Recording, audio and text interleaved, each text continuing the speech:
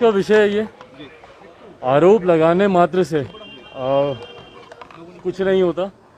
जांच का विषय है, तथ्य सामने है। अगर ऐसा हो रहा है तो ये गलत है, पर अगर सिर्फ ये आरोप लगाए जा रहे हैं सरकार की छवि खराब करने के लिए तो वो भी गलत है। मेरा विश्वास है कि जब जांच होगी सच्चाई सामने आएगी। सरकार ने अपना पक्ष भी मजबूती से बहरहाल सामने रखा, पर ये पूरी तरीके से जांच का ही विषय है, इस पर किसी की टिप्पणी करना उचित नहीं है।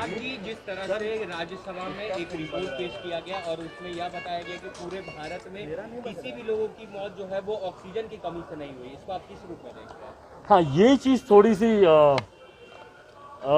हैरान ज़रूर करती है, क्योंकि हम सब कहीं ना कहीं उस परिस्थिति से गुजरे हैं।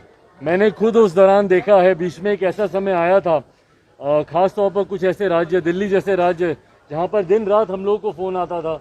मुझे कई बार ऐसे हॉन्टिंग कॉल्स आए हैं जहाँ पर लोग परेशान होकर अपने भाई के लिए, अपने पिता के लिए, अपनी माँ के लिए इमरजेंसी में फ़ोन करते थे कि भैया डॉक्टर बोल रहा है, अस्पताल बोल रहा है कि मात्र आधे घंटे की ऑक्सीजन बची है, अब हमको नहीं पता इसके बाद हम क्या करेंगे। तो हम सब उस परिस्थिति से गुजरे हैं। उसके बाद जब इस तरीके की जानकारी जब पार्लियामेंट के पटल पर दी जाती है कि ऑक्सीजन की वजह से नहीं ऐसा कुछ हुआ, ये हैरान करती है। हो सकता है इसमें कोई टेक्निकल पेच हो कि सिर्फ वो एक कारण नहीं बना हुआ हो, कहीं पर हो सकता है क्योंकि कोविड से जुड़े हुए और बहुत सारे कॉम्प्लिकेशंस उस दौरान सामने आए। कई लोगों की कोविड ठीक होने के बाद भी हार्ट अटैक से उनकी मौत हुई, तो कई और तरीके की परिस्थितियां भी सामने उत्पन्न हुई।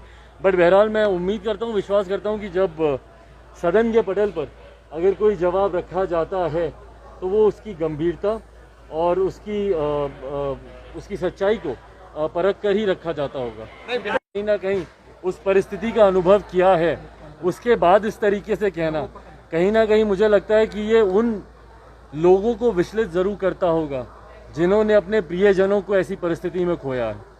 सर, बिहार के मुख्यमंत्री कह रहे हैं कि बिहार के मुख्यमंत्री नीतीश कुमार कह रहे हैं कि डीजल और पेट्रोल के दाम बढ़ रहे हैं, लेकिन हमने अभी तक सोचा नहीं है कि इस पर क्या करना चाहिए। और उन्हें पेपर से जानकारी मिलती है, उनको जानकारी भी नहीं है। पेट्रोल और डीजल के दाम बढ़ रहे हैं। 15 साल हो गए मुख्यमंत्री जी को सोचे हुए बिहार प्रदेश के बारे में।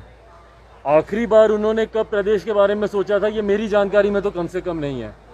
और अगर किसी प्रदेश के मुख्यमंत्री को अखबार के माध्यम से या हमारे मीडिया के साथियों के माध्यम से अगर ये जानकारी प्राप्त हो कि भैया देश में पेट्रोल डीजल के दाम किस तरीके से बढ़ते जा रहे हैं, तो उस मुख्यमंत्री की सक्रियता का हम सब अंदाज़ा लगा सकते हैं। बट बहरहाल मेरे लिए कोई ताज्जुब करने वाली बात नहीं है। मैं मानता हूँ कि हमारे मुख्यमंत्री पूरी तरीके से बिहार और बिहारियों के हालात से पूरी तरीके से उनको कोई जानकारी नहीं है कि किस परिस्थिति में बिहार या बिहारी गुजर रहे हैं।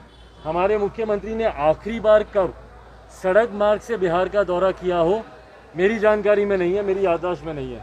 बिहार में जब जब बाढ़ आई, मुख्यमंत्री यहीं से हेलीकॉप्टर से उड़ते हैं, हेलीकॉप्टर से हवाई दौरा कर आते हैं। और ये हर साल का उन्होंने टूरिज्म का प्रोग्राम अपना फिक्स कर लिया। अगले साल आप फिर से मुझसे लिख के ले लीजिए, अगर ये मुख्यमंत्री रहे तो फिर इसी वक्त हेलीकॉप्टर से उड़ेंगे और बिहार का दौरा करके आएंगे। मैं आग्रह करता हूं मुख्यमंत्री से कि एक बार सड़क मार्ग से निकलें, सड़कों की हालत आपको पता चलेगी। हाईवे पे रह रहे शरणार्थी जो कि बाढ़ की वजह से हर साल बेघर होते हैं, उनके हालात आपको पता चलेंगे और बिहार की बदहाली उनके सामने आएगी। अरे प्रभु, किसी ने किसी को नहीं। हाँ, संजय जायसवाल गए थे आपके चाचा के घर, क्या कहिएगा इस पे?